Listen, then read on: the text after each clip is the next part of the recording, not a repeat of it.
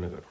तो हमारा जो सबसे पहला टॉपिक आता है वो आता है भाई विजयनगर के बारे में। आज हम सबसे पहले पढ़ेंगे विजयनगर के बारे में। तो विजयनगर का जो पहला क्वेश्चन है वो आया है था उत्तराखंड पीसीएस में, घटना चक्र में, कि जो किंगडम था विजयनगर का, जो किंगडम था, इसको फाउंड किसने किया था, इसको बनाया किसने था। तो इसमें है जो सबसे इंपॉर्टेंट है वो है हरिहर और बुक्का साहब। हरिहर और बुक्का ने जो आपको याद रखना है वो याद रखना है कि हरिहर और बुक्का ने जो विजयनगर को इस्टेब्लिश किया था वो क्या था 1336 में। कब किया था? तो सबसे पहली चीज़ क्या याद रखनी है, 1336 में इसको इस्टेब्लिश कर दिया गया था। और इस डायनेस्टी को कहा जाता था संगम डायनेस्टी, क्योंकि उनके फादर का नाम संगम था। तो इन्होंने अपने फादर के नाम पे संगम डायनेस्टी इसका नाम रखा था, फादर्स के नाम पे। हरिहर और बुक्का जो थे वो जो याद रखना है आपको कि हरिहर और जो बुक्का थे, ये जो दो भाई थे, ये किसकी कोर्ट में मंत्री थे। ये पहले मंत्री हुआ करते थे, एकदम से इन्होंने कोई डायनेस्टी फाउंड नहीं की थी। तो कोर्ट था कंपिली में। कहाँ पे? जहाँ पे उनको काम कम पड़ता था। क्या पड़ता था? काम कम पड़ता था। इसको ऐसे याद रख सकते हैं। तो कैसे याद रखेंगे कि किस कोर्ट में थे वो मंत्री? कंपिली कोर्ट में थे। उसके बाद में मोहम्मद तुगलक ने इन्वेड किया था कंपली को। मोहम्मद तुगलक ने, ये इन्फॉर्मेशन इंपॉर्टेंट है कि मोहम्मद तुगलक ने इन्वेड किया था कंपली को और अरेस्ट कर लिया था हरिहर बुक्का को। दोनों भाइयों को अरेस्ट कर लिया था और इनको फोर्स किया गया था कि आप इस्लाम में कन्वर्ट कीजिए। और ये दोनों के दोनों को फिर इस्लाम में कन्वर्ट करा करके वापस साउथ में भेजा गया कि आप जो है एक रेबेल हो गया है उसको दबा के आइए। वो सक्सेस नहीं हो पाए थे, वो वहाँ पे उस रेबेल को दबाने में सक्सेस नहीं हो पाए थे, कुड नॉट सक्सेस। लेकिन वहाँ पे उनको एक बंदा मिला जिसका नाम था विद्या राणा। ठीक है, विद्या रानिया। तो एक संत थे जो थे विद्या रानिया। तो विद्या रानिया के प्रभाव में आकर के ये फिर से रिवर्ट हो गए हिंदुइज्म में और इन्होंने विजयनगर डायनेस्टी को फॉर्म किया। ठीक है जी। उनके इन जो स्पिरिचुअल जो टीचर थे, स्पिरिचुअल टीचर कौन थे? विद्या रानिया और सायान। तो ये दो उनके टीचर थे। और इस तरीके से पूरे विजयनगर में 4 आपकी डायनेस्टी आई। सबसे जो पहली डायनेस्टी आई वो थी संगम डायनेस्टी। कौन सी डायनेस्टी थी? संगम डायनेस्टी। दूसरी डायनेस्टी थी सलुवा डायनेस्टी, सलुवा डायनेस्टी। फिर आई आपकी तुलुवा डायनेस्टी। फिर कौन सी आई? तुलुवा डायनेस्टी। और उसके बाद में आई आपकी अराविडू डायनेस्टी। इसका आप कीवर्ड करके याद रख सकते हैं कि देखो SSTA। ठीक है, SSTA करके आपका डायनेस्टी आई थी। सबसे पहले आई थी संगम, फिर आई सलुवा, फिर आई तुलुवा, फिर आई अराविडू। अब इनकी जो राजधानी थी वो भी याद रखनी पड़ेगी आपकी। संगम की जो राजधानी थी वो थी एनेगुडी। ठीक है, तो संगम जो था वो एनेगुडी पे था, एनागुंडी, एनेगुंडी करके याद रख लेना। ठीक है, तो संगम की जो थी वो थी एनागुंडी। तो संगम की गर्लफ्रेंड कौन थी? एनागुंडी करके याद रख लीजिए। दूसरा जो ऑप्शन है आपका वो रखिए कि जो सुलूव डायनेस्टी थी, सुलूव डायनेस्टी ने अपने आप की राजधानी बनाई विजयनगर। ठीक है, उसके बाद में तुलुवा ने बनाई पेनुकोंडा। क्या बनाई? पेनुकोंडा। ठीक है, तो तुलु वाले जो थे, तू करके जो बोलते थे तुलुवा, ये पेन से लिखना बहुत पसंद करते थे। तो इसका कॉन्सेप्ट क्या हो जाएगा? तुलुवा पेनाकोंडा। और चौथी जो थी अराविडू। अरे भाई चांद देखा, इस तरीके से याद कीजिए।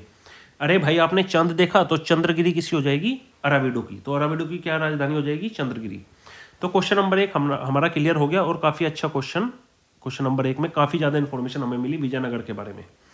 क्वेश्चन नंबर 2 क्या कह रहा है? क्वेश्चन नंबर 2 कह रहा है कि विजयनगर एम्पायर जो स्टैब्लिश किया गया था किस साल में स्टैब्लिश किया गया था।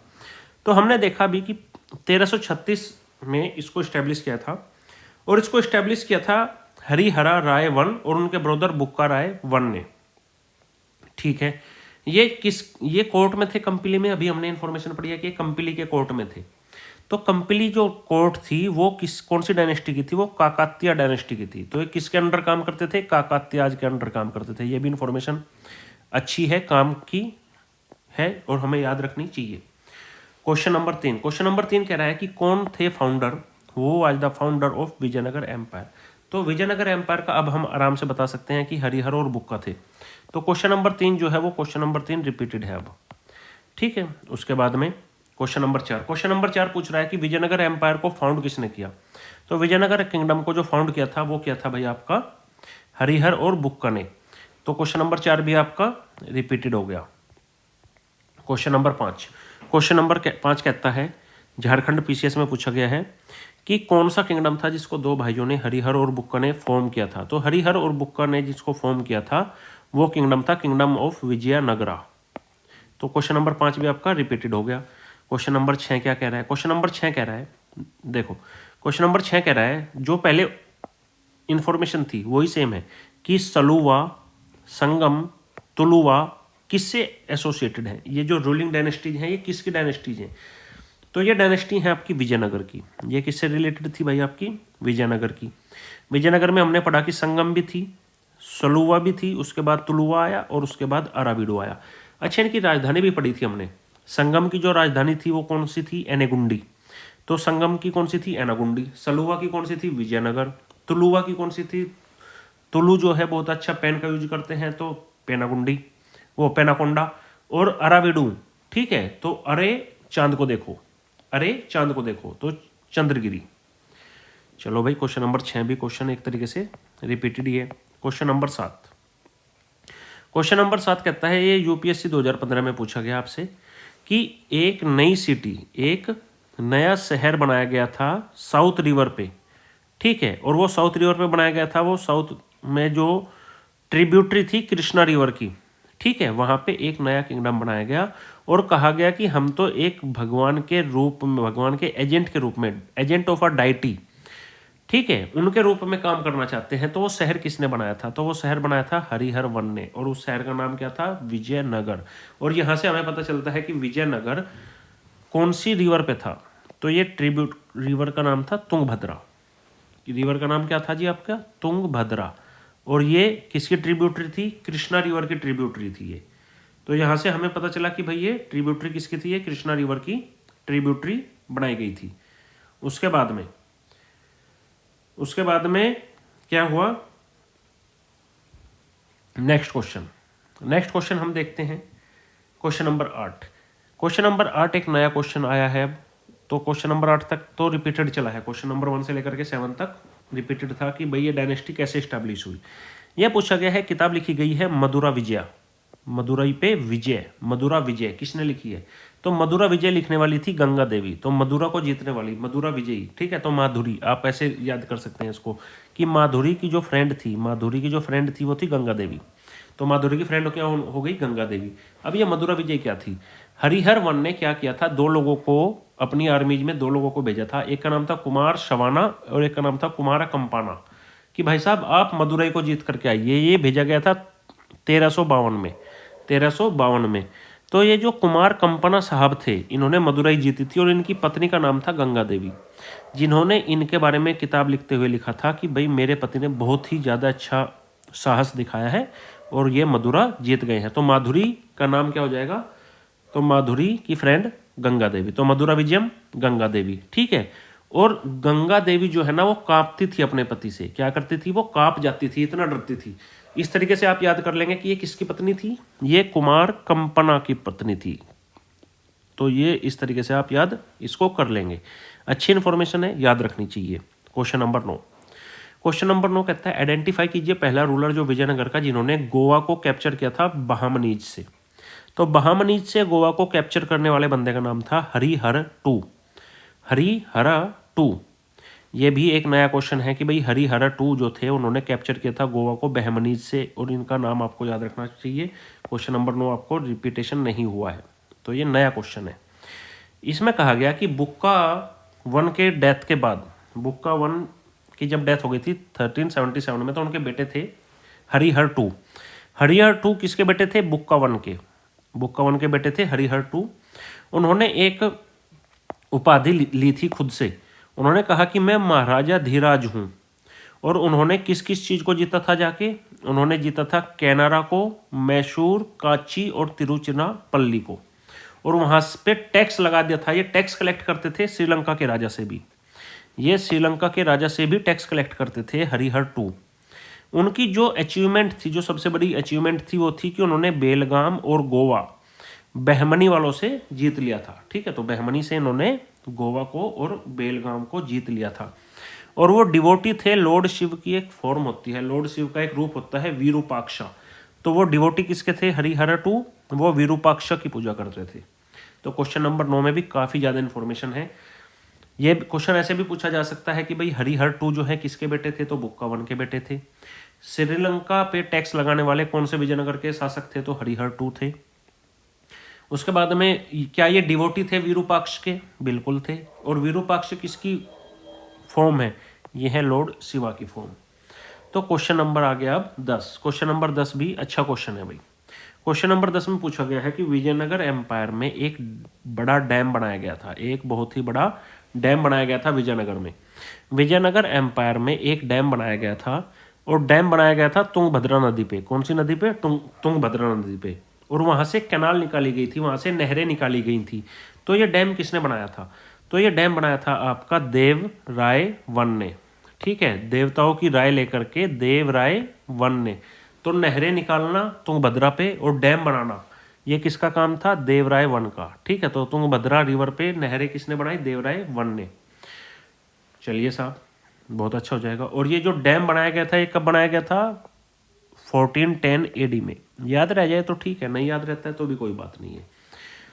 उसके बाद में क्वेश्चन नंबर 11। क्वेश्चन नंबर 11 कहता है क्या कि देखो, हमने पढ़ा था कि सबसे पहले आए थे 4 तरीके की डायनेस्टी आई थी विजयनगर में।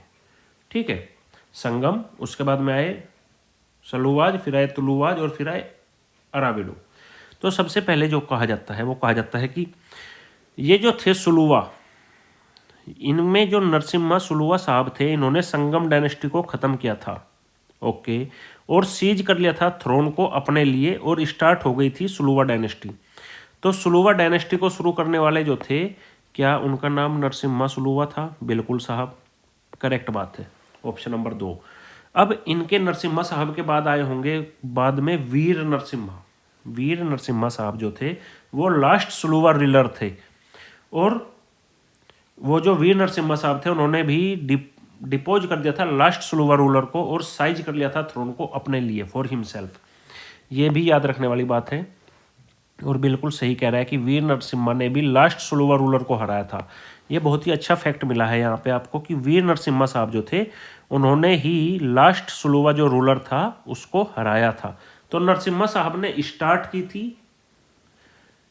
सुलुवा डायनेस्टी और वीर नरसिम्हा साहब ने लास्ट सुलुवा रूलर को हरा दिया था। ऑप्शन नंबर 2 भी बिल्कुल सही कह रहा है। ऑप्शन नंबर 3, ऑप्शन नंबर 3 कह रहे हैं कि Vira Narasimha was succeeded by his younger brother. उनके बाद में उनको कौन आए? कृष्ण देव राय। तो वीर नरसिम्हा के भाई थे कृष्ण देव राय। ये भी एक नई इन्फॉर्मेशन है। यस, उनके भाई थे कृष्ण देव राय साहब। तो ऑप्शन नंबर 3 भी बिल्कुल सही हो गया। Question number 4।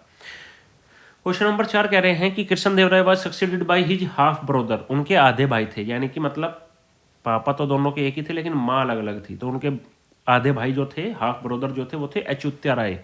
तो इसके बाद में क्या कह रहा है कि भाई कृष्ण देव राय के बाद में आए थे अच्युत्य राय और वो उनके हाफ ब्रदर थे। तो ऑप्शन नंबर 4 भी बिल्कुल सही है। तो इसका आंसर क्या हो जाएगा? D, 1, 2 and 3 and 4। और क्वेश्चन नंबर 11 में ना काफ़ी अच्छी पॉलिटिकली इंफॉर्मेशन दी गई है। तो नरसिम्हा साहब ने स्टार्ट की थी सलूब डायनेस्टी। वीर नरसिम्हा जो थे आखिरी रूलर थे सलूबा डायनेस्टी के। वीर नरसिम्हा के जो बाद आए थे वो आए थे कृष्ण देव राय। वीर नरसिम्हा के बाद कौन आएगा? नरसिम्हा के बाद कौन आएंगे? कृष्ण देव राय। और कृष्ण देव राय के बाद कौन आए थे? अच्युत्य देव राय। क्वेश्चन नंबर 11 भी आपका क्लियर हो गया।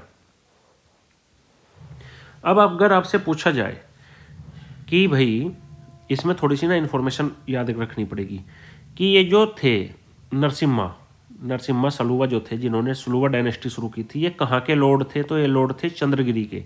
ये कहाँ के लॉर्ड हुआ करते थे? ये लॉर्ड हुआ करते थे चंद्रगिरी के। और इन्होंने किसको हटाया था शासन से? परूड़ा देव राय को। ठीक है, परूड़ा देव राय। तो परूड़ा देव राय को इन्होंने हटा दिया था और ये लास्ट संगम डायनेस्टी के राजा थे। उन्होंने एक नई डायनेस्टी शुरू की जिसका नाम रखा इन्होंने सलूब डायनेस्टी। और सलूब डायनेस्टी करते करते इन्होंने 5 साल तक राज किया। 5 साल तक राज किया। उसके बाद इनके बेटे आए इमादी नरसिम्हा, जो कि याद रखने की ज़्यादा जरूरत नहीं है, जो कि लास्ट रूलर थे सलूब डायनेस्टी के। सलूब डायनेस्टी में फिर उनके बेटे आए नरसिम्हा सलुवा और उनको हटाने वाले कौन थे? वीरा नरसिम्हा। तो वीर नरसिम्हा जो साहब थे इन्होंने ही इस्टेब्लिश की थी तुलुवा डायनेस्टी। क्या इस्टेब्लिश की थी इन्होंने? तुलुवा डायनेस्टी। तुलुवा डायनेस्टी में इनके बाद आए कृष्ण देव राय। कृष्ण देव राय के बाद आए अच्युत्य देव राय। तो ये सारी की सारी इन्फॉर्मेशन ही अच्छी लिखी हुई है और ये अच्छी चीज़ आपको याद कर लेनी चाहिए। Question number 12। क्वेश्चन नंबर 12 कहता है कि भाई आप ये बताइए कि कृष्ण देव राय को बैटल ऑफ गोलकोंडा लड़नी पड़ी थी। कृष्ण देव राय साहब को क्या लड़ना पड़ा था? Battle of Golconda. तो कृष्ण देव राय साहब ने क्या लड़ी थी? Battle of Golconda. किसके साथ लड़ी थी? तो भाई आपको गोलकोंडा में याद रखना पड़ेगा कि गोल गोल जो थे ना, गोल गोल जो लड़ाई हुई थी वो हुई थी कुली कुतुब के साथ। ठीक है, दिल्ली रेलवे स्टेशन पे बहुत सारे कुली घूमते रहते हैं, गोल गोल गोल गोल चक्कर काटते हैं जब आप कुछ उनको नहीं देते हैं। तो ठीक है, तो कुली कुतुब शाह करके याद रखना पड़ेगा आपको कि गोलकोंडा की लड़ाई जो हुई थी कृष्ण देवराज की साहब की, वो किसके साथ हुई थी? तो कुली कुतुब शाह के साथ हुई थी। अब ये जो लड़ाई हुई थी, ये कुली कुतुब शाह जो थे वही थे जिन्होंने कुतुब शाही डायनेस्टी गोलकोंडा में फैलाई थी। ठीक है, और कुली कुतुब शाह जो थे, कुली कुतुब साहब जो थे वो, उनको किसने हराया था? कृष्ण देव राय साहब ने। ठीक है, क्वेश्चन नंबर 13। क्वेश्चन नंबर 13 कहता है कि 8 दिग्गज लोग किसके दरबार में रहते थे? तो अष्ट दिग्गज करके जो याद रखना है आपको कि 8 दिग्गज लोग किसके दरबार में रहते थे? तो ये थे कृष्ण देव राय के दरबार में रहते थे। बहुत अच्छी बात है, पहली चीज याद हो गई आपके। दूसरी चीज, ये 8 तेलुगु पोइट थे। ये 8 के 8 क्या थे? ये तेलुगु पोइट थे। अब इसके बारे में आपको थोड़ा सा ना डिटेल में पढ़ना पड़ेगा कि देखो, अष्ट दिग्गज जो थे वो ग्रेट 8 जो पोइट थे उस टाइम के तेलुगु लिखने वाले, वो कृष्ण देव राय के टाइम में रहते थे। अब जो थे उन्होंने सबसे पहले, कृष्ण देव राय को आंध्र भोज भी कहा जाता था। क्या कहा जाता था? आंध्र भोज। पेदन्ना जो थे वो सबसे बड़े थे। पेदन्ना जो थे उनको फोरमोस्ट बोला जाता था। अष्ट दिग्गज में जो सबसे बड़े थे उनको बोला जाता था कि पेड़ा खाएगा भाई, तो डेट इज कॉल्ड पेदन्ना। तो पेदन्ना साहब जो थे वो सबसे बड़े थे। ही हैड मास्टरी, उनकी मास्टरी थी 2 लैंग्वेज में। किसकी? कृष्ण देव राय साहब की। किसमें? उनकी मास्टरी किसमें थी? 2 लैंग्वेज में, तेलुगु में और संस्कृत में। और कृष्ण देव राय साहब जो थे वो खुद भी एक राइटर थे, खुद भी एक पोइट थे। कृष्ण देव राय साहब ने कौन सी किताब लिखी थी? अमुक्त्या माल्यदा। क्या लिखी थी? अमुक्त्या मालविदा।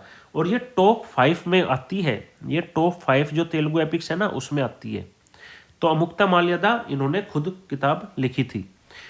अब कृष्ण देव राय साहब ने एक शहर भी बसाया था जिसका नाम था नागलपुर सिटी। कौन सा सिटी? नागलपुर सिटी। और डोमिंगोस पायस, ठीक है, डोमिंगो पायस। ठीक, आजकल हम डोमिनोज खाने जाते हैं, तो डोमिनोज साहब, जो डोमिनोज था, डोमिनोज खाना किसको पसंद था? कृष्ण देव राय को। तो डोमिंगो पायस किसके दरबार में आए थे? तो डोमिनोज खाना किसको पसंद था? यह था कृष्ण देव राय को। और वो उन्होंने विजिट किया था विजयनगर को अपने शासन में। और सबसे जो अलग चीज है आपको जो याद रखनी है, वो याद रखनी है कि बाबर ने भी मेंशन किया था कृष्ण देव राय को अपनी किताब में कि भाई मेरी ऑटोबायोग्राफी जब लिखी जा रही थी बाबर की, तो बाबर साहब ने भी मेंशन किया था कि कृष्ण देव राय साहब एक बहुत ही शक्तिशाली रूलर थे अपने टाइम में, मोस्ट पावरफुल थे। और सभी रूलर्स में इंडिया के सबसे जो मजबूत शासक मुझे मिले वो थे कृष्ण देव राय। तो बाबर साहब ने भी ये चीज़ लिखी थी। तो ये सब चीज़ें आपको क्या करनी पड़ेंगी? ये सब चीज़ें आपको याद रखनी पड़ेंगी। बहुत ही अच्छी इन्फॉर्मेशन है। Question number 14। क्वेश्चन नंबर 14 कहता है कि आंध्र भोज, आंध्र का भोज किसको कहा जाता है? तो आंध्र भोज कहा जाता है कृष्ण देव राय साहब को। तो आंध्र भोज किसको कहा जाता है? कृष्ण देव राय साहब को कहा जाता है। और क्वेश्चन रिपीटेड है ये। उसके बाद में क्वेश्चन नंबर 15 पूछा गया कि अष्ट दिग्गज, 8 दिग्गज लोग किसके दरबार में थे? तो कृष्ण देव राय साहब के दरबार में थे। ये भी क्वेश्चन 15 भी रिपीटेड क्वेश्चन है। Question number 16। क्वेश्चन नंबर 16 क्या कहता है कि जो रूलिंग पीरियड था कृष्ण देव राय साहब का उसको गोल्डन एज कहा जाता है। किस लिटरेचर की? कौन सा लिटरेचर था जिस पे वो बहुत ज़्यादा ध्यान देते थे? तो आपको बहुत ही क्लियरली इसको याद रखना है कि जो कृष्ण देव राय साहब थे उनको कहा जाता है गोल्डन पीरियड तेलुगु का, तमिल का नहीं। कभी आप तमिल मार दो नहीं, क्या याद रखना है? तेलुगु का। Question number 17। क्वेश्चन नंबर 17 कहता है कि भाई कौन सा शहर था जो कि कृष्ण देव राय साहब ने फाउंड किया था? तो कृष्ण देव राय साहब ने जो फाउंड किया था वो शहर का नाम था, कृष्ण देव राय साहब ने जो फाउंड किया था उसका नाम था नागलापुरा। क्या था? नागलापुरा। नागलापुरा जो ये बनवाया था इन्होंने क्या किया था? ये इसको अपनी कैपिटल सिटी बना लिया था। इसको अपनी माँ के नाम पे इन्होंने क्या किया था? शहर बनवाया था अपनी माँ के नाम पे। उसके बाद में इन्होंने एक टेम्पल भी बनवाया था। कौन सा टेम्पल बनवाया था? हजारा रामा टेम्पल, हजार राम टेम्पल।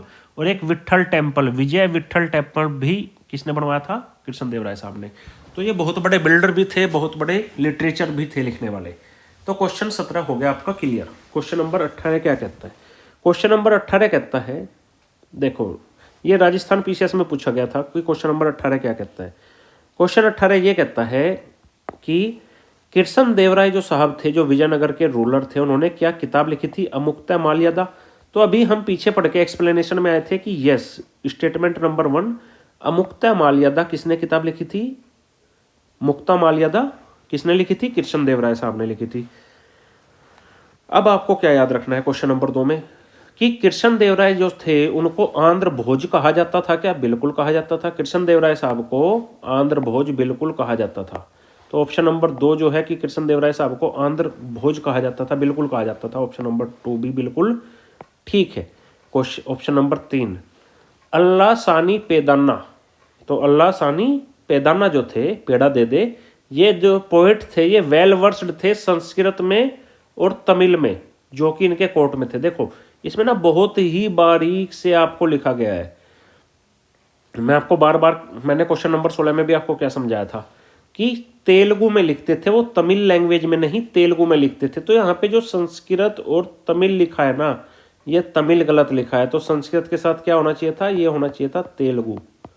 ठीक है, तो एक वर्ड से बदल करके ऑप्शन ये गलत हो गया और आपका आंसर क्या बन गया? Both A and two true. देखो अब आपको इसके एक्सप्लेनेशन में दिखेगा कि यस, वो पोएट तो थे, वो तेलुगु और संस्कृत के थे, तेलुगु के थे और संस्कृत लिटरेचर के थे, नोट संस्कृत और तमिल के। क्वेश्चन नंबर 19, क्वेश्चन नंबर 19 क्या कहता है? ये फिर से क्वेश्चन को रिपीट किया है इन्होंने। क्वेश्चन को रिपीट करने के लिए क्या किया है, अब की बार पूछा है कि नागलापुरम जो थी वो एक टाउनशिप थी, किस रूलर ने फाउंड किया था? तो किस रूलर ने फाउंड किया था नागलापुरम को? कृष्ण देव राय ने। तो नागलापुरम को किस रूलर ने फाउंड किया था? कृष्ण देव राय साहब ने। तो ये हो गया आपका रिपीटेड क्वेश्चन।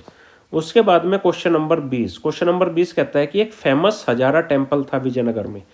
क्या था? एक फेमस हजारा टेम्पल। तो राम हजार, हजार तरीके के रामों को किसने स्टेब्लिश किया था? कृष्ण देव राय ने। ठीक है, तो हजार रामा टेम्पल किसने डेवलप किया था? ये किया था कृष्ण देव राय साहब ने।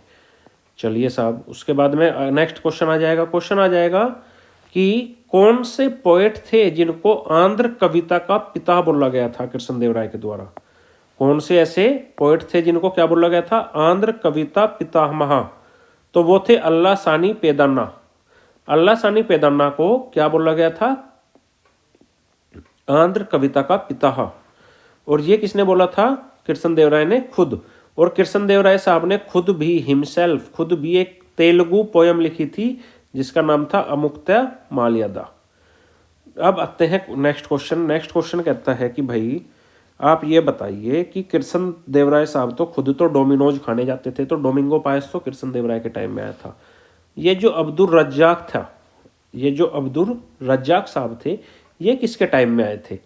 तो अब्दुल रज्जाक जो आए थे वो आपको आए थे, आपको बस क्या याद रखना है? राया, राया करके याद रखना है, राया 2। तो आर ए से क्या बनेगा? रज्जाक, और आर ए से क्या बनेगा? राया 2, देव राया 2। तो देवराय सेकंड के टाइम में कौन आए थे? अब्दुल रज्जाक आए थे। तो देवराय 2 का सेकंड क्या था? 1422 से 1446 तक में कौन आए थे? अब्दुल रज्जाक आए थे। क्लियर हो गई बात भाई? अब आ जाते हैं आगे। आगे पूछ रहा है, क्वेश्चन फिर से रिपीट किया है इन्होंने, क्वेश्चन नंबर 23 भी रिपीटेशन पे लग गया है। इन्होंने पूछा है कि आपका ये जो अब्दुल रज्जाक साहब थे ये किसके समय में भारत आए थे? तो ये आए थे राय 2, तो देवराय 2 के समय में। तो आंसर हो जाएगा सी। अब आपसे पूछा गया है कि निकोलो कॉन्टी कौन थे? तो निकोलो कॉन्टी जो थे तो वो बोलते थे कि भाई काउंट कर दूंगा, मैं तो सबको काउंट कर दूंगा। ठीक है, तो काउंट करने के लिए वो कहाँ से आते थे? इटली से। इटली ट्रेवलर थे जिन्होंने विजिट किया था विजयनगर पीरियड को। और ये कौन थे? ये जो निकोली कॉन्टी थे ना, निकोलो कॉन्टी, तो ये जो कॉन्टी कॉन्टी करके आएगा, तो काउंटिंग हमेशा 1 से शुरू होती है, काउंटिंग हमेशा 1 से शुरू होती है। तो आपको क्या याद रखना है, काउंटिंग हमेशा किससे शुरू होती है, 1 से। तो ये आए थे देवराय 1 के टाइम में। रज्जाक राय 2, RR, तो राया राया 2 हो गए, रज्जाक में 2 आएंगे, तो देवराय 2, अब्दुल रज्जाक। निकोलो काउंटिंग हमेशा नंबर 1 से शुरू होती है, तो इनका कौन हो जाएगा, देवराय 1। तो निकोलो काउंटी का कौन हो जाएंगे भाई साहब, देवराय 1। क्वेश्चन नंबर 25 क्या कह रहा है, क्वेश्चन नंबर 25 आपको कह रहा है कि एक राइटर आए थे विजयनगर में जिनका नाम था न्यूनीज। कौन थे राइटर, राइटर का नाम था न्यूनीज। न्यूनीज जब पहुंचे, और ये कहाँ के थे, ये पुर्तगाल के थे। तो इन्होंने वुमेन्स के बारे में क्या बताया कि वुमेन्स किस चीज़ में एक्सपर्ट हैं विजयनगर की। तो वुमेन्स जो थी वो रेसलिंग भी कर रही थी, वो एस्ट्रोलॉजी भी कर रही थी, वो सूद सेइंग भी कर रही थी। सूद सेइंग का मतलब है भविष्यवाणी करना, और वो अकाउंटिंग का भी काम संभाल रही थी। तो सभी चीज़ों में उन्होंने पाया कि भाई ये तो सभी चीज़ों में परफेक्ट थी। अब ये जो न्यूनीज थे, ठीक है, तो ये जो न्यूनीज थे इनको बोला गया कि भाई तुम तो अछूत हो, तुम तो क्या हो, अछूत हो। तो इसलिए ये जो आए थे ये किसके टाइम में आए थे, अछूत से याद रखना है, अच्युत्य देवराय के टाइम में। किसके टाइम में, अच्युत्य देवराय के टाइम में। तो न्यूनीज क्या हो गया, अछूत हो गया।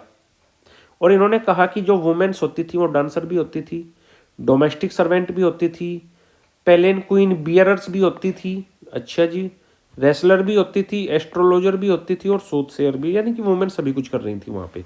तो क्वेश्चन नंबर 25 हो गया अच्छा क्वेश्चन, इंपॉर्टेंट क्वेश्चन, और ये यूपीएससी ने 2021 में आपसे पूछा भी था।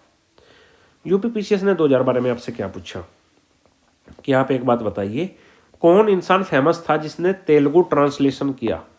तो कुछ इंसान फेमस थे जिन्होंने तेलुगु ट्रांसलेट किया। वो कौन कौन थे, वो थे ननाया और तिक्काना, ननाया और तिक्काना।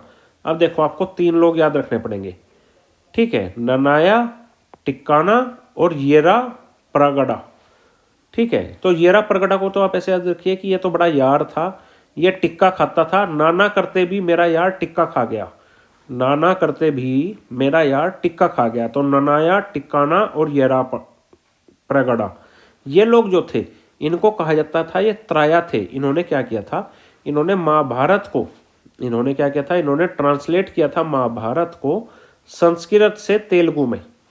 इन्होंने पूरी महाभारत संस्कृत से तेलुगु में लिख डाली थी। नाना करते हुए भी टिक्का खा गए तीनों यार। तो ये 3 लोग याद रह जाएंगे। क्वेश्चन नंबर 26 काफ़ी अच्छा क्वेश्चन है, इंपॉर्टेंट क्वेश्चन है। क्वेश्चन नंबर 27, क्वेश्चन नंबर 27 कहते हैं कि भाई आप ये बताइए कि जो ये सयाना जो फेमस कमेंटेटर थे, तो सयाना जो थे, अब विद्या रायना और सयाना ये जो लोग थे ये विजयनगर रूलर्स के टाइम पे थे। क्वेश्चन नंबर 27 का क्लियर कट एक्सप्लेनेशन हो गया। सयाना जो थे वो बहुत ही ग्रेट कमेंटेटर थे वेद पे।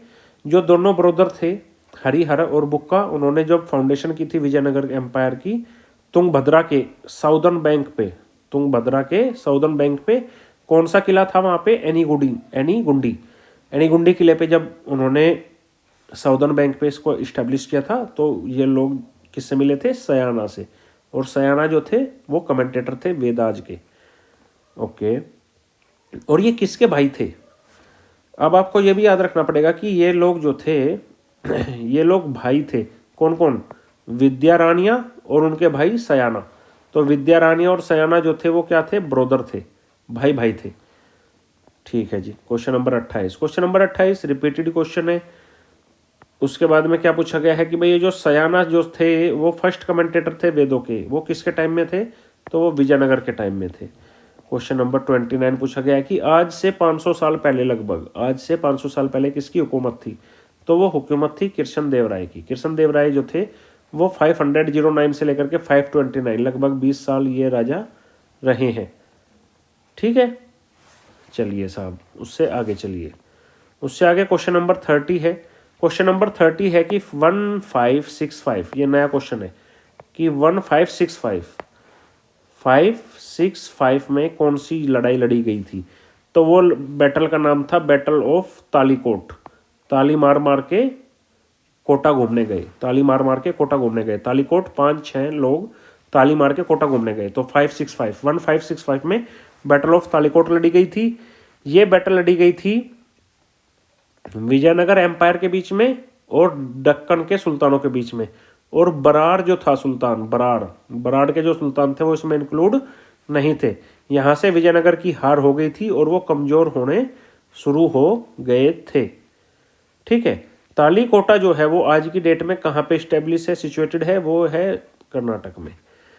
क्वेश्चन नंबर 31, ये क्वेश्चन रिपीटेड किया गया है। क्वेश्चन पूछा गया है कि एक वॉर लड़ी गई थी, 5-6 लोगों ने मिलकर के साथ में लड़ी थी, ताली मार मार के इन्होंने वॉर लड़ी थी, तो इसका वॉर का नाम हो जाएगा तालीकोटा वॉर। उसके बाद में क्वेश्चन पूछा गया है कि बैटल ऑफ तालीकोट किसके बीच में लड़ी गई थी, तो बैटल ऑफ तालीकोट लड़ी गई थी इन लोगों के बीच में, विजयनगर और 3 लोग मिलकर के विजयनगर से लड़े थे जिनका नाम था बीजापुर, अहमदनगर और गोलकोंडा। ठीक है, तो ये कौन लोग लड़े थे, बीजापुर, अहमदनगर और गोलकोंडा। तो बस इतना याद रखना कि भाई ए बी और जी, ठीक है, ए बी जी मिलकर के लड़े थे।